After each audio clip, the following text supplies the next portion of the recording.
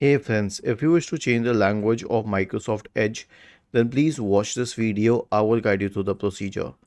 Open Microsoft Edge, click on these three dots at the top right corner, select settings from the menu, and type language in the search bar. Okay, so we have preferred languages here. Mostly there will be versions of English, but I can simply click on add a language, and let's say I wanted another language here. I can select that one and then click on add. Simply adding the language does not make it the default one automatically. I'll have to click on the three dots associated with it and select move to top. Now if I will restart the browser, Hindi will become the default language. Okay, see, was this helpful?